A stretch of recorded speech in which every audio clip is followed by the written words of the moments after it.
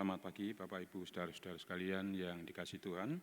Berjumpa kembali dalam ruang pendalaman Alkitab kita pada kesempatan hari ini.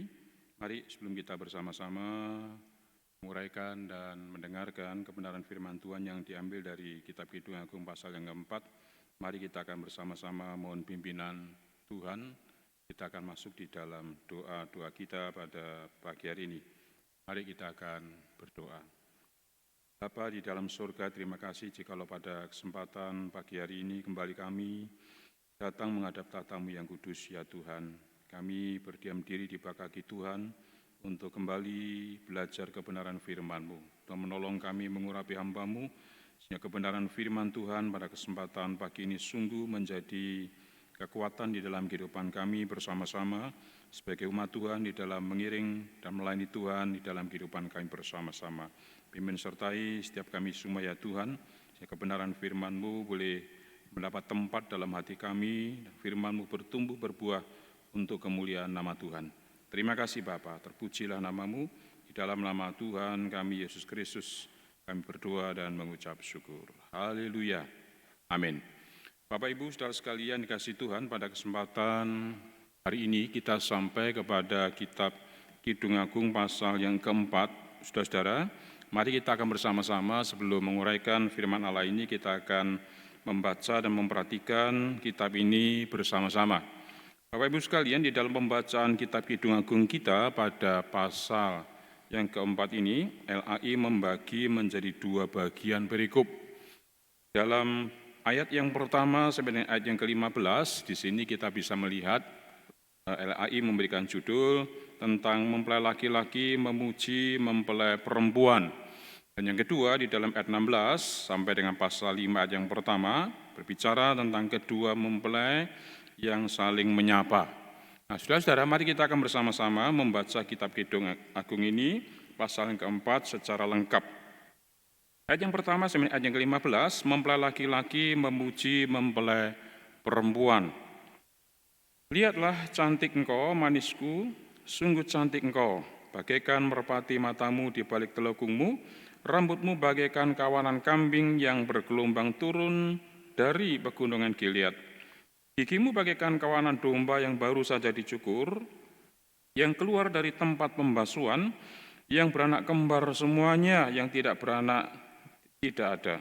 Bagaikan seutas pita kirmisi bibirmu dan elok mulutmu, bagaikan belahan buah delima pelipismu di balik telukungmu. Lehermu seperti menara Daud, dibangun untuk menyimpan senjata, 1000 perisai tergantung padanya, dan pada gada para pahlawan semuanya. Ayat 5, seperti dua anak rusa buah dadamu, seperti anak kembar kijang yang tengah makan rumput di tengah-tengah bunga bakung. Sebelum angin senja berembus dan bayang-bayang menghilang, aku ingin pergi ke Gunung Mur dan ke Bukit Kemenyan. Engkau cantik sekali manisku, tidak ada cacat celah padamu. 8, turunlah kepadaku dari Gunung Libanon pengantinku, datanglah kepadaku dari Gunung Libanon, turunlah dari puncak Amana, dari puncak Senir dan Hermon, dari liang-liang singa, dari pegunungan tempat macan tutul. Engkau mendebarkan hatiku, Dinda pengantinku, engkau mendebarkan hati dengan satu kecapan mata, dengan seuntai kalung dari perhiasan lehermu.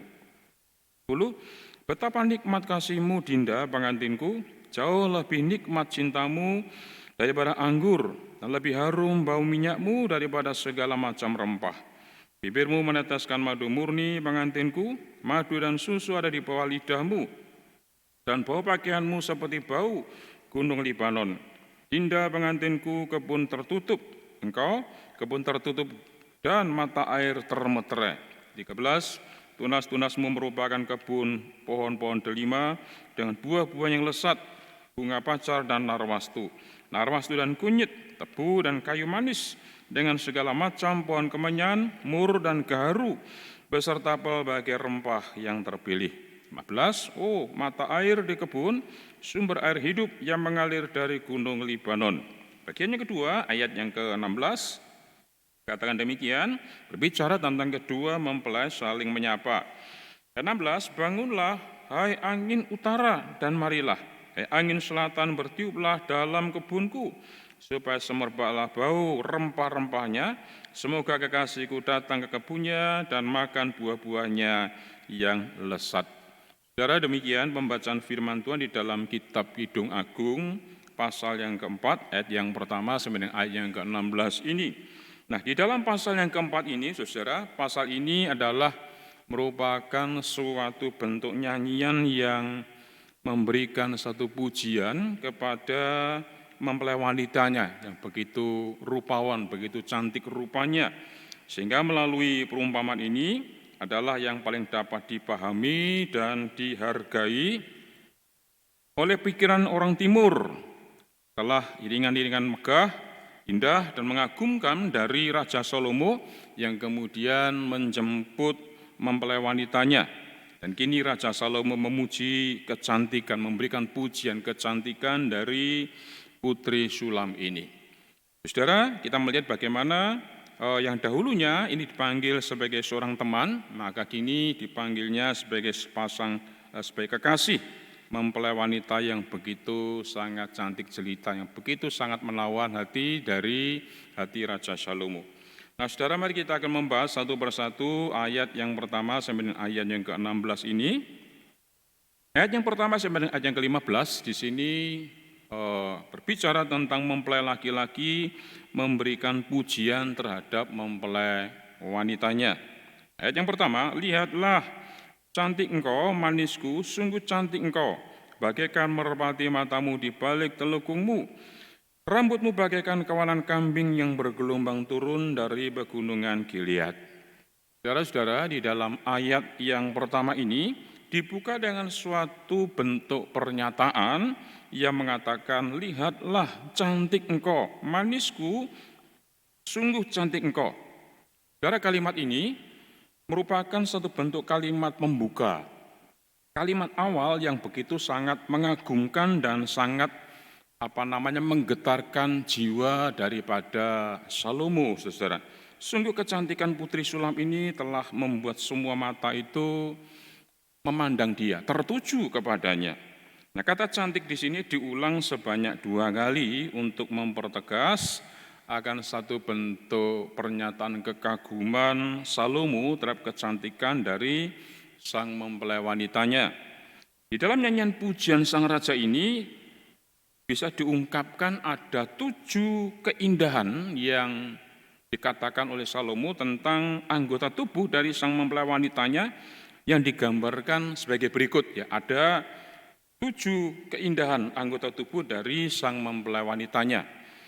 Yang pertama sekalian dikatakan yaitu anggota tubuh mata, ya, dikatakan bagaikan merpati matamu di balik telukungmu. Ya, ayat yang pertama dikatakan demikian, bagian B tadi, lihatlah cantik engkau, manisku, sungguh cantik engkau, bagaikan merpati matamu di balik telukungmu.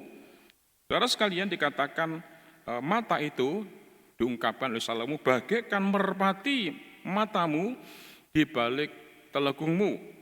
Saudara, fokus penilaian pertama terhadap mempelai ini dimulai dari mata, ya, di balik telekung. Saudara, telekung itu merupakan semacam kerudung yang waktu itu dipakai oleh para wanita di dalam upacara-upacara pernikahan dan baru dibuka setelah upacara itu selesai. Ya. Ketika kedua mempelai itu telah berada di dalam satu ruang atau dapat dikatakan sebagai kamar pengantin. Wanita timur dekat kuno biasanya menggunakan kerudung atau telekung itu saat melangsungkan upacara pernikahan. Mereka menggunakan alat itu. Mata gadis itu menjadi sangat indah karena cara pandangnya di balik telekung itu. Ini memperkuat pemahaman tentang matanya yang agak sedikit malu-malu tetapi aktif melihat, ya, dari balik telekung itu. Nah, Salomo mengatakan bahwa matanya seperti merpati. Dalam budaya dunia timur dekat kuno, merpati adalah lambang ketenangan, lambang sebuah kedamaian. Perkataan Salomo menunjukkan bahwa sang mempelai perempuan adalah seorang pribadi yang begitu sangat tenang, kemudian juga pendamai dan tanpa salah. Keindahan dan kelembutan matanya menjadi lambang keunggulannya.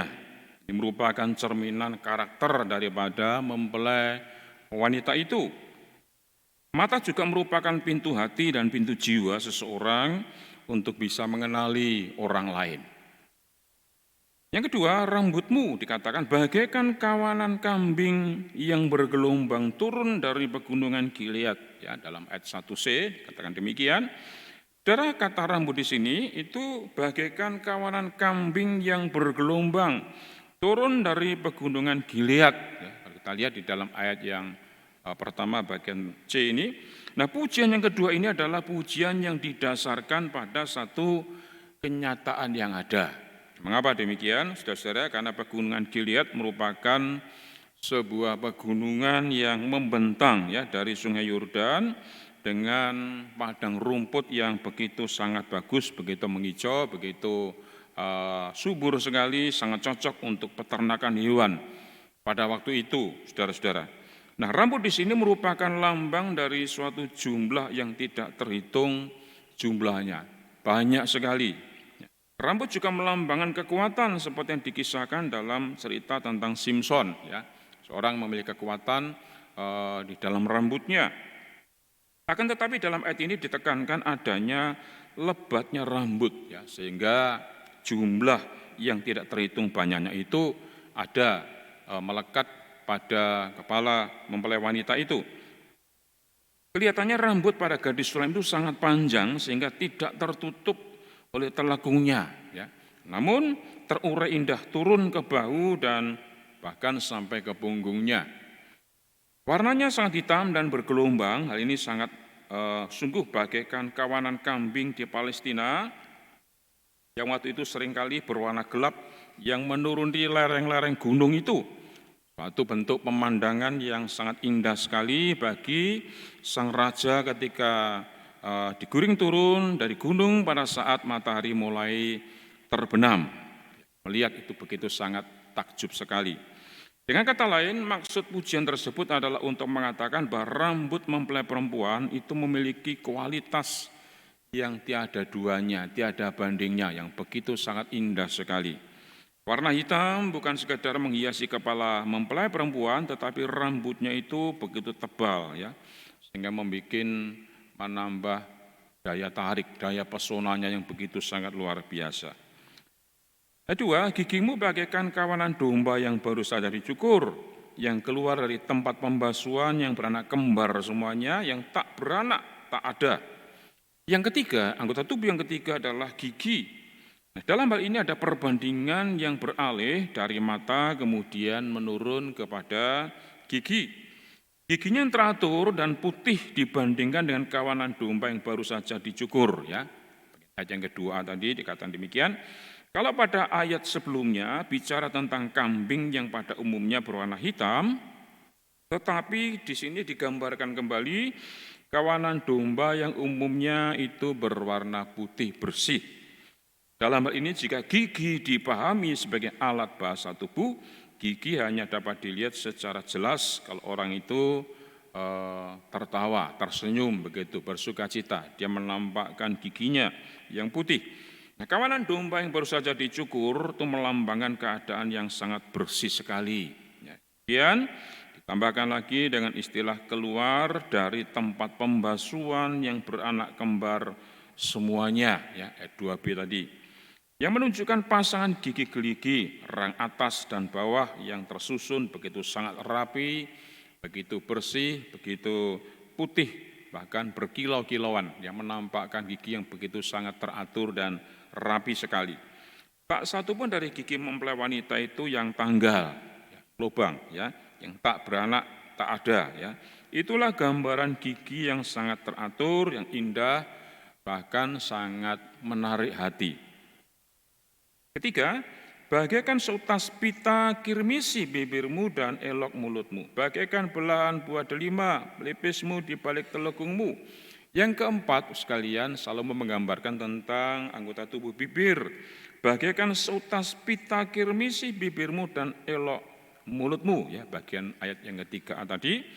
Kirmisi itu adalah warna yang sangat merah sekali. Warna ini memang berhubungan dengan warna lipstik yang memang biasa dipakai oleh para wanita-wanita Mesir pada masa itu, saudara-saudara, yaitu untuk mempercantik dirinya. Ya, dikatakan seperti seutas pita, ya, melambangkan sesuatu yang tipis dan indah.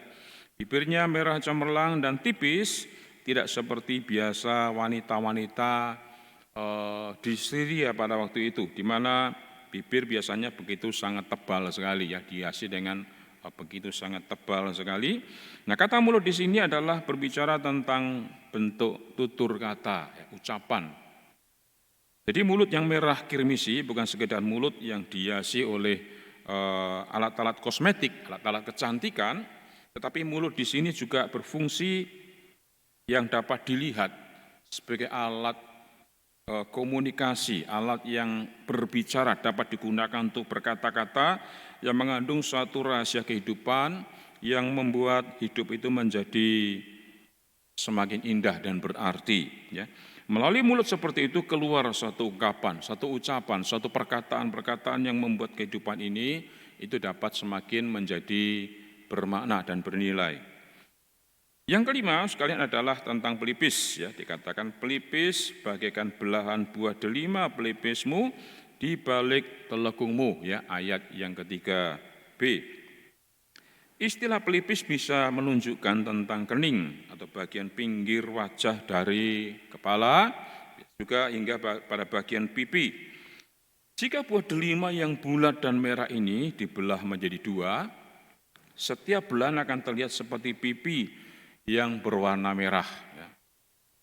Sungguh suatu wajah yang begitu dapat dikatakan sangat cantik sekali, satu keelokan, kemanisan yang dapat dilihat di balik telekung daripada wanita itu yang sangat tipis yang menutupinya, saudara-saudara. Nah, kemudian bagian yang keenam adalah leher. Yang keempat dikatakan lehermu seperti menara Daud, dibangun untuk menyimpan senjata. 1000 perisai tergantung padanya dan gada para pahlawan semuanya. Yang keenam di sini selalu menggambarkan tentang keadaan leher. Lehermu seperti menara Daud. 4A tadi, gadis yang memiliki leher yang berjenjang, ya, bukan leher yang biasa dan pendek begitu, tapi leher yang berjenjang, leher yang merupakan sesuatu yang sangat dikagumi, yang menjadi ukuran proporsi daripada wanita-wanita dunia kuno pada masa itu, yang begitu sangat mengagumkan sekali. Menara Daud di sini adalah menara yang juga disebutkan dalam kitab Nehemia, pasal 3 ayat 25, yaitu pada zaman restorasi yang dilakukan oleh Nehemia pada waktu itu ketika dalam pembuangan. Menara ini adalah bentuk benteng pertahanan, ya. Pertahanan kota, maksud saya, dan juga dijadikan tempat untuk menyimpan senjata atau menyimpan perisai, dan juga adanya peralatan-peralatan perang yang disimpan di tempat itu. 1000 perisai tergantung padanya dan gada para pahlawan semuanya. Dalam ayat yang keempat tadi, menara ini walaupun tidak lagi kita kenal, tampaknya sangat dikenal pada masa itu. Ya, pada zaman itu sangat dikenal sekali, saudara-saudara. Nah, mereka menggantungkan perisai-perisainya pada tembok. Kemudian juga tembok sekelilingnya, mereka juga membuat keindahan yang begitu sangat sempurna sekali, ya. Adalah hal yang lazim bagi tentara waktu itu untuk menggantung perisai mereka. Jadi perisai itu digantung pada tembok-tembok menara-menara itu sekalian, yaitu milik penguasa yang kepadanya mereka menjanjikan akan kesetiaannya. Kalau menara dilengkapi dengan berbagai jenis senjata, maka leher gadis itu dihiasi dengan berbagai macam perhiasan-perhiasan yang begitu sangat indah sekali, yang begitu sangat menawan sekali. Maka jika seseorang gadis diperbandingkan dengan menara sebagai benteng pertahanan, itu tentu bukan hanya untuk dilihat sebagai sesuatu yang sifatnya itu gagah, ya. Tapi sekalian lebih dari itu, gadis itu adalah dapat dilihat bagaimana dia dilengkapi sedemikian rupa dengan segala bekal, ya, sehingga gadis itu menjadi semakin cantik sekali, ya, menjadi kuat, ya. Berbagai perhiasan itu memberikan kesan leher mempelai wanita itu kelihatan menjadi sangat panjang dan lebih indah, saudara. Ayat yang kelima, seperti dua anak rusa buah dadamu, seperti anak kembar kijang yang tengah makan rumput di tengah-tengah bunga bakung. Yang ketujuh berbicara tentang buah dada di sini ya. Ayat yang kelima, seperti dua anak rusa buah dadamu, seperti anak kembar kijang yang tengah makan rumput di tengah-tengah bunga bakung. Yang kelima tadi. Pujian kepada sang mempelai wanita ini semakin bergeser ya. Kemudian makin lama makin menurun dan sampai kepada buah dada. Dikatakan buah dada mempelai wanita ini terlihat halus dan kelihatan muda, dikatakan seperti anak rusa. Saudara, ini bukan menunjuk kepada bentuk dan warnanya, tetapi pada satu bentuk kehalusannya. Ya. Melihat kulit lembut seekor rusa kecil membuat orang itu ingin membelainya. Ya, begitu sangat lembut sekali. Istilah dua anak rusa ini sejajar dengan anak kembar kijang. Ya. Bandingan buah dadanya dengan dua anak rusa adalah dari segi kesamaan, karena mereka masih berusia belia, masih muda sekali. Nah, kemudian dikatakan istilah makan rumput di tengah-tengah bunga bakung itu merupakan suatu bentuk lambang, suatu pertumbuhan yang segar bagaikan embun pagi, indah dan sangat menarik hati bagi yang melihatnya. Keindahan inilah yang dipakai dalam puisi ini untuk memuji kecantikan daripada gadis itu. Kemudian dalam ayat ke-6, sebelum angin senja berembus dan bayang-bayang menghilang, aku ingin pergi ke Gunung Mur dan ke Bukit Kemenyan. Saudara, beberapa ahli mengatakan bahwa ini merupakan satu bentuk perkataan gadis sulam yang memang sudah dinyatakannya sejak semula ya. Ayat ini mengulangi di bagian dari Kidung Agung pasal 2:17, dikatakan sebelum angin senja berembus dan bayang-bayangnya menghilang. Ayat 6 tadi, yang juga adalah perkataan dari gadis sulam ini. Bayang-bayang akan menghilang ketika cahaya matahari itu semakin redup. Ungkapan ini menyatakan bahwa waktu yang sesegera mungkin sebelum hilang adanya kesempatan. Ungkapan ini sekali lagi menunjukkan pengharapan sang mempelai wanita ingin dibebaskan dan segera dapat bersatu dengan kekasihnya. Ya. Gadis sulam ini menyatakan bahwa ia ingin pergi ke Gunung Mur dan ke Bukit Kemenyan, ya, ayat 6b. Kemungkinan besar menunjukkan tentang adanya satu bentuk tanaman mur, ya, dan kemenyan yang terdapat di dalam kebun Raja Salomo yang terkenal sekali yang ada di NGD pada waktu itu. Hal ini melambangkan keindahan, melambangkan kegagahan, keharuman Raja Salomo, sang kekasih yang dirindukan oleh sang pengantin wanita. Ya. Mur dan kemenyan merupakan barang mewah yang memang waktu itu dikatakan memiliki harga yang begitu sangat mahal sekali. Ayat 7, engkau cantik sekali manisku, tidak ada cacat celah padamu. Saudara, kalau sebelumnya kita melihat bagaimana Raja Salomo mengungkapkan 7 kecantikan dan keindahan dari sang mempelai wanita, nah kemudian sang mempelai wanita meresponi dengan kerinduannya untuk bisa berjumpa, untuk bisa bertemu dengan kekasihnya sang mempelai pria, maka selanjutnya Raja Salomo kembali memberikan satu bentuk pujian sang mempelai wanita secara internal ya, dengan mengatakan engkau cantik sekali, manisku, tidak ada cacat celah padamu. Ayat yang ke-7 tadi.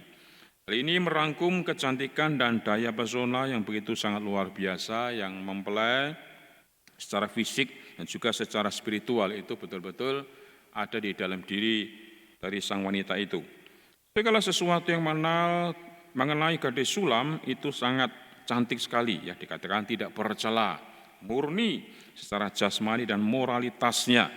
Salomo menyimpulkan pujiannya dengan begitu sangat utuh sekali, dengan begitu sangat lengkap sekali, dengan perkataan yang begitu mengagumkan banyak orang yang memperhatikannya.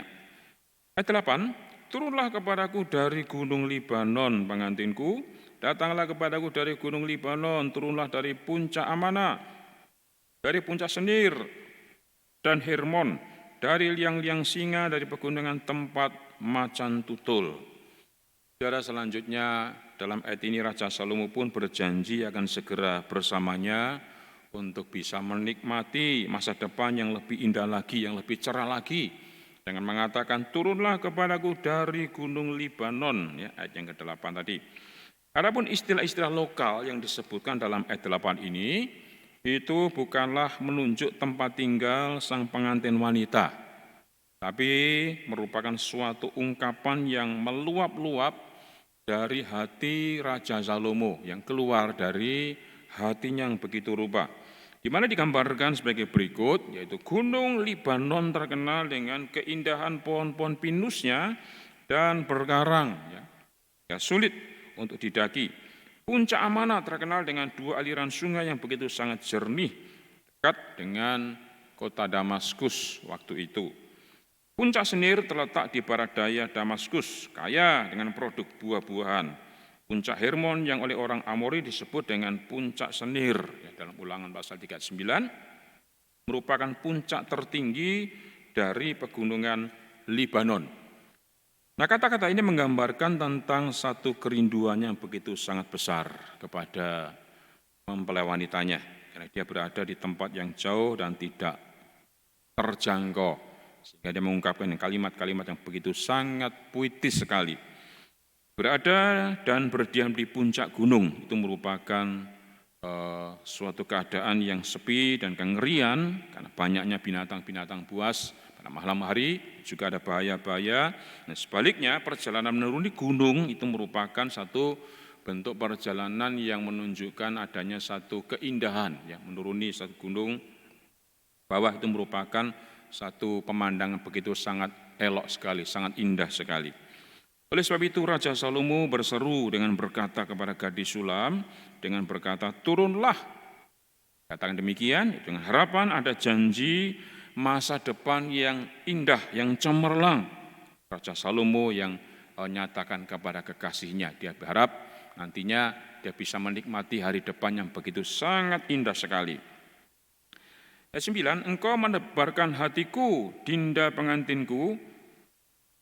Engkau mendebarkan hatiku dengan suatu kejapan mata, dengan seuntai kalung dan perhiasan lehermu. Saudara-saudara, jika sebelumnya dalam ayat yang pertama sampai ayat yang kelima, kita melihat 7 kecantikan mempelai wanita, maka kini Raja Salomo juga akan menggambarkan kembali 7 daya tarik cintanya dari mempelai wanitanya. Gambaran yang ditampilkan pada bagian ini menempatkan sepasang kekasih dalam jarak yang sangat dekat sekali. Hal ini berbeda pada ayat sebelumnya yang menggambarkan keduanya itu berada dalam suatu rentang jarak yang begitu sangat jauh sekali. 8 tadi. Bagian ini dibuka dengan pernyataan, engkau mendebarkan hatiku, Dinda, pengantinku, ya. 9 bagian awal tadi, yang menyatakan bagi sang raja, kecantikan mempelai perempuan itu begitu sangat mempesona, ya. Hutan Dinda menunjukkan tentang betapa tidak terhingganya satu bentuk hati yang penuh diliputi dengan kasih sayang begitu rupa sang raja kepadanya, mana raja sangat mengasihi, ya, karena apa? Melihat mempelai wanita itu begitu sangat memikat hatinya, mempesona hatinya.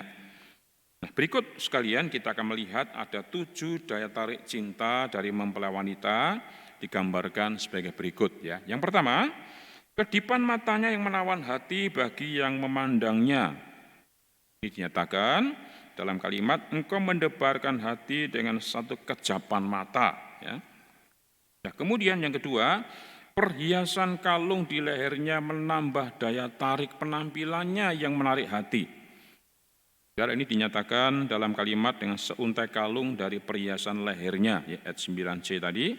Salomo dalam hal ini memiliki kemampuan membahasakan cinta dalam puisi ini yang sangat puitis sekali, dengan kata-kata yang begitu sangat puitis sekali, tidak hanya terbatas pada bahasa tubuh, tapi juga kepada apa yang ornamen, ya, yang melekat pada diri sang wanita itu, apa yang dikenakan pada sang wanita itu diungkapkan dengan kalimat-kalimat yang begitu sangat indah sekali.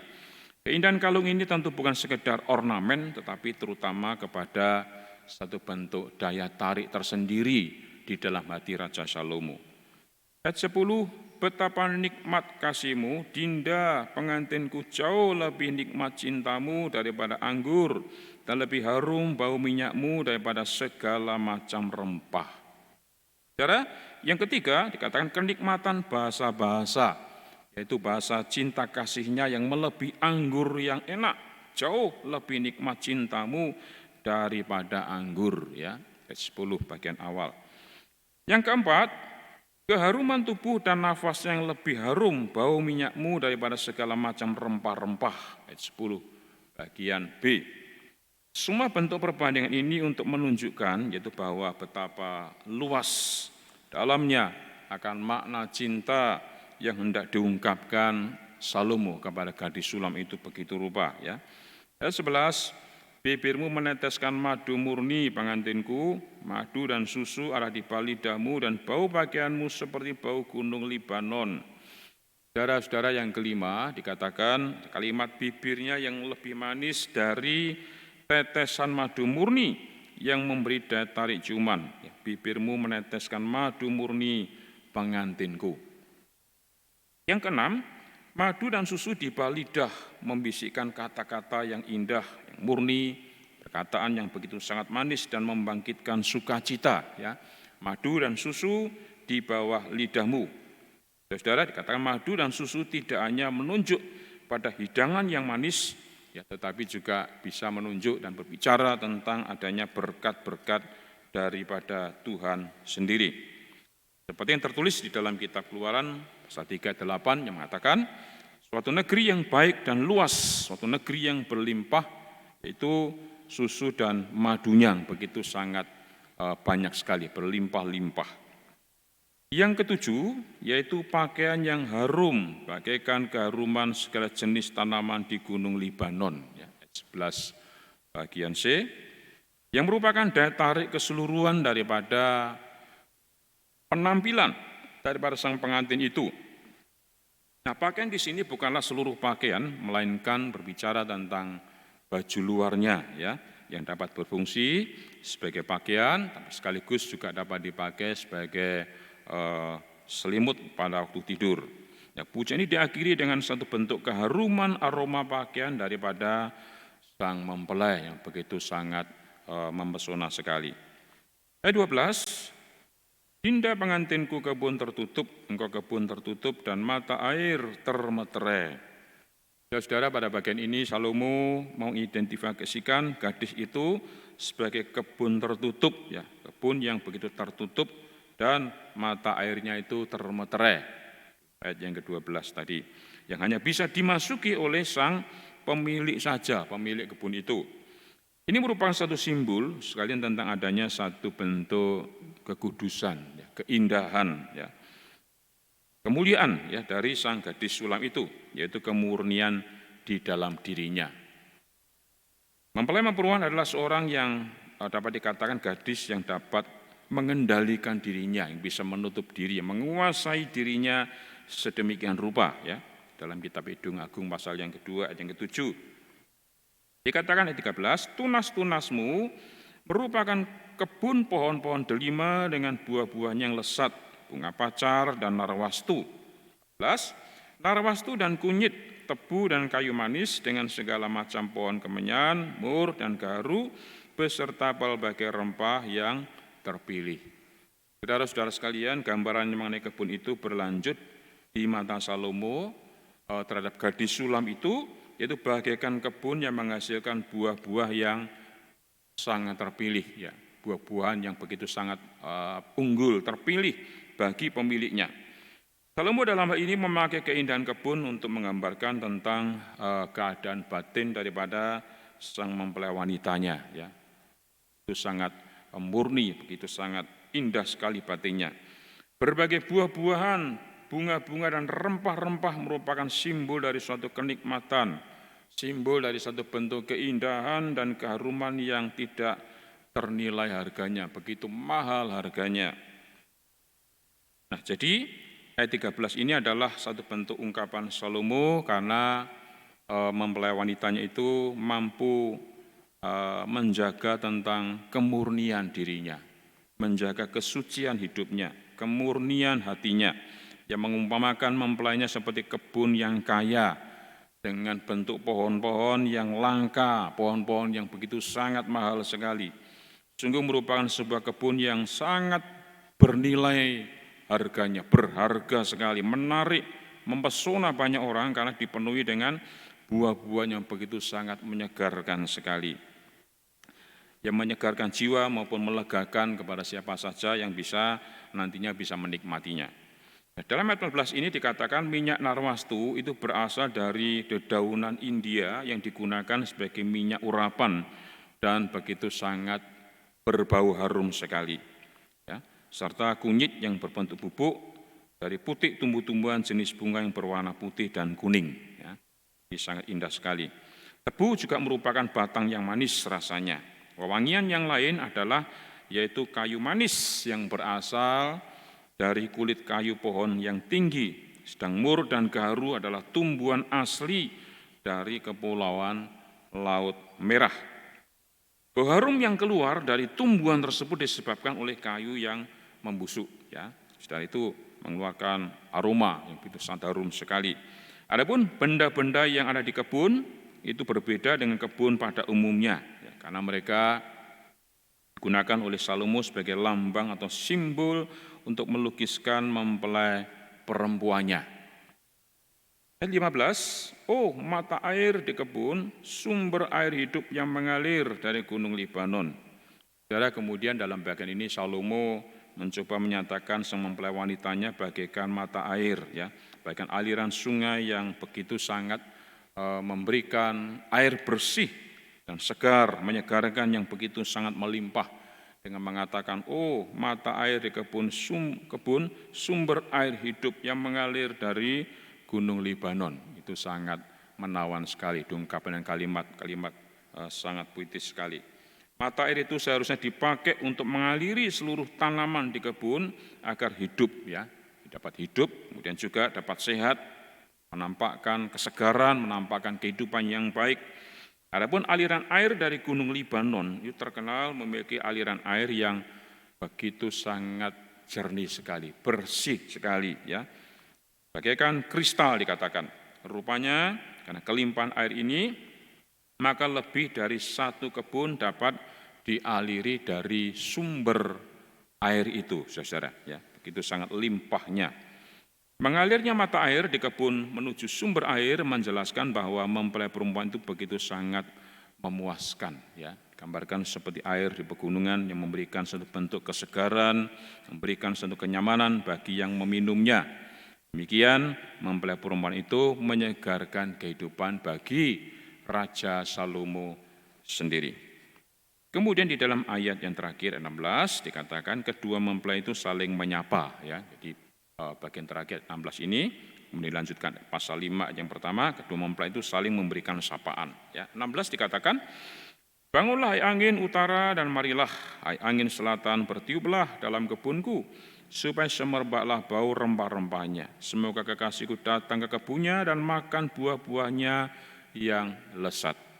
Saudara, dalam ayat 16 ini bagian akhir ayat ini merupakan nyanyian pujian, ya, dari Raja Salomo kepada sang gadis sulam tadi, kepada wanitanya itu, tentu menuntut adanya satu bentuk respon daripada sang putri sulam. Bangunlah hai angin utara dan marilah hai angin selatan. 16a tadi, hal ini menunjukkan harapan hatinya agar mendapatkan berkat-berkat darinya, ya, berkat-berkat ilahi. Kemudian dikatakan angin utara membawa dingin dan bersalju, sebaliknya angin selatan membawa hawa panas, ya. Jika angin utara dan selatan berembus dan membawa perubahan musim yang teratur, maka hasilnya akan menciptakan satu bentuk pertumbuhan yang begitu sangat sehat sekali, sangat indah sekali.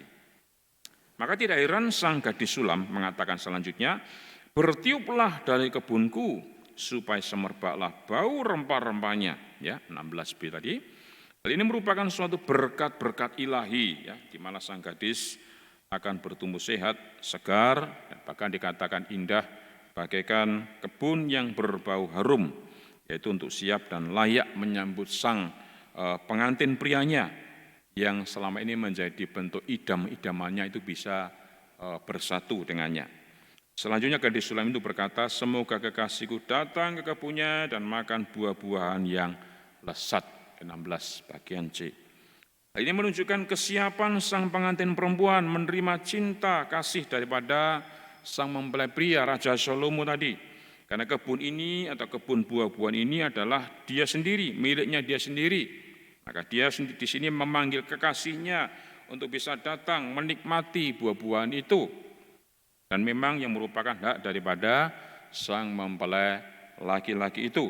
Ya rindu segera membawa sang kekasihnya untuk bisa menikmati cintanya.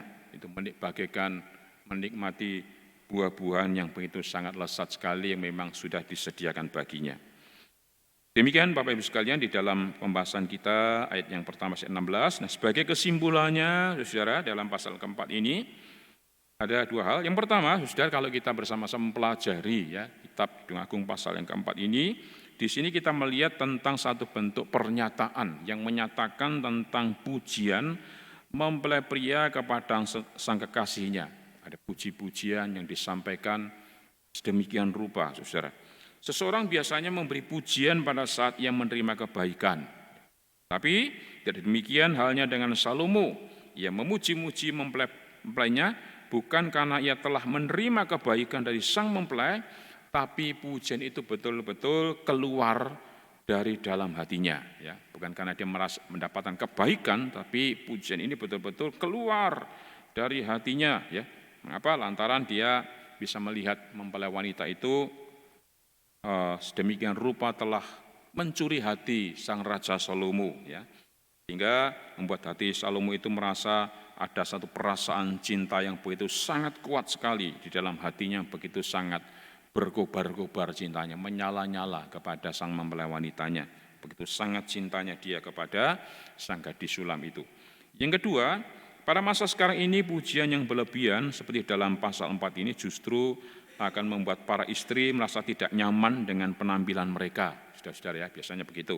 Namun pujian Salomo terhadap mempelai perempuan ini berdasarkan satu bentuk kenyataan yang ada, yang memang dilihat oleh Salomo, yang memang dirasakan. Ya, jadi ini bukan merupakan satu pujian yang sifatnya mengada-ada atau mencari-cari begitu, sudah sekalian, atau dilebih-lebihkan, bukan, tetapi memang itu dia melihat sendiri akan penampilan daripada sang wanitanya, dia mengungkapkan kalimat-kalimat yang begitu sangat indah sekali. Nah, dalam budaya timur dekat kuno, gambaran atau kiasan dalam pasal 4 ini merupakan gambaran yang sudah lazim, yang memang dikenal oleh masyarakat dalam sejarah Alkitab pada waktu itu, yang menceritakan atau menciptakan tentang satu keadaan yang damai, ya, satu keadaan yang nyaman, keadaan yang aman, keadaan yang begitu merasakan sejahtera yang begitu sangat luar biasa sekali yang dapat dirasakan sekalian. Sehingga dapat dihubungkan dengan satu keadaan atau kehidupan rohani yang lebih baik lagi. Ya. Jadi itu merupakan satu keadaan yang begitu dapat dinikmati oleh kedua mempelai. Nah, Bapak Ibu sekalian, demikian kebenaran firman Tuhan di dalam kitab Kidung Agung pada pagi ini yang dapat saya sampaikan dan pasal yang keempat. Kiranya boleh menjadi berkat bagi kita bersama-sama dan kita mempelajari firman Allah dengan lebih baik lagi. Nanti malam setelah kita akan kembali bersama dengan Bapak Penatua Insinyur Linter Haryanto, kita akan mendapatkan uraian-uraian dan ulasan-ulasan sehingga boleh membawa kita semakin mengerti akan apa yang menjadi maksud daripada Kidung Agung pasal yang keempat ini. Ya, kita sebagai jemaat Tuhan, kita sebagai orang Kristen, kita semakin memahami akan maksud kebenaran firman Allah dalam kehidupan kita masing-masing. Dan firman Allah ini yang terpenting adalah dapat kita terapkan dalam kehidupan kita bersama-sama, bagaimana kita bisa melihat akan segala anugerah Allah yang diberikan kepada kita bisa memuji, kita bisa memuliakan nama Tuhan di dalam kehidupan kita pribadi lepas pribadi. Kiranya kebenaran firman Tuhan kita pada kesempatan pagi ini boleh menjadi berkat bagi kita semuanya. Tuhan memberkati kita pada kesempatan hari ini. Mari kita akan masuk di dalam doa. Bapa di dalam surga, terima kasih jikalau pada kesempatan hari ini kami boleh bersama-sama belajar akan kebenaran firman-Mu. Kitab Kidung Agung pasal yang keempat. Tuhan akan menolong kami, memimpin kami semuanya dalam perenungan kami, dalam pembelajaran kami. sehingga kami boleh semakin dimengertikan akan apa yang menjadi maksud Tuhan di dalam kebenaran firman-Mu di dalam kehidupan kami. Berkati setiap kami semua yang belajar firman-Mu ya Tuhan, yang sudah mendengar pada kesempatan hari ini, Tuhan akan terus menolong kami semuanya, sehingga kami boleh mengerti akan apa yang menjadi maksud Tuhan dalam kehidupan kami masing-masing. Berkati juga ya Tuhan, sebentar malam kami akan belajar kembali bersama-sama Bapak Penatua, Insinyur Indra Haryanto, yang akan memperlengkapi kami, menolong kami, membimbing dan mengarahkan kami semua, di dalam kami mengerti akan apa yang menjadi rencana Tuhan, maksud Allah, dalam kebenaran firman-Mu dalam kehidupan kami pribadi lepas pribadi. Terpujilah nama Tuhan, kekal selama-lamanya. Di dalam nama Tuhan kami Yesus Kristus, kami menaikkan segala syukur dan doa kami. Haleluya. Amin. Selamat pagi, Tuhan memberkati.